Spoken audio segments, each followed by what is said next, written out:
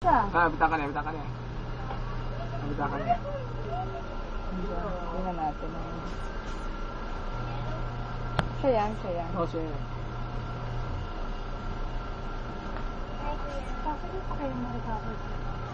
Makita nyo, hanapin nyo yung naka-yellow ngayon. Yung foreigner na yun, hindi niya napansin.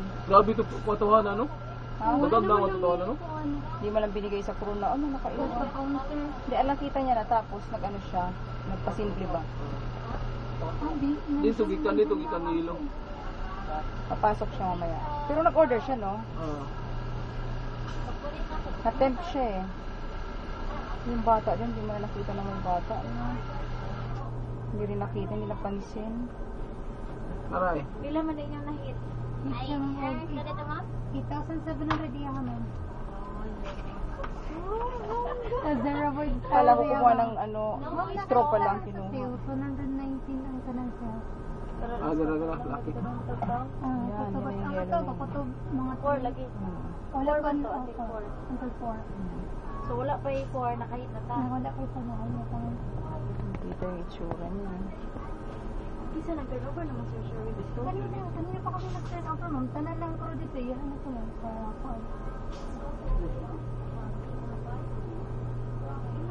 Kaya naman. Wala pa na. Wala pa.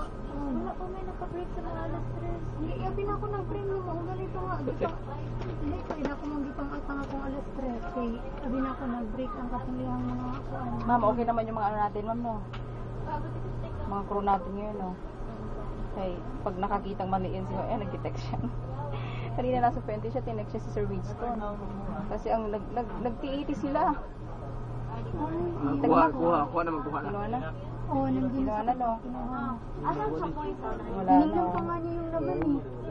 Sino niya yung laman? Opo. Tinigyan yung wallet sa kalaman. Oh, May yun. 5,000 daw laman yun. Magkano? 5,000 o mga lisensya sa Saka armas daw. license sa firearms daw po. Wala. Ito yung mukha niya, di mo kasi masyadong halata eh. Hanapin niya ngayon na naka-yellow, tanungin niya yung guard. Paabangan niyo yung ganyan, no? Oo. Ay, pwede ito i-ano sa guard. Lagi? Ngayon, di ba? Tapos hold. Pwede na, i-ano na natin ito. Nakinuha niya. Ay, Sige. para mga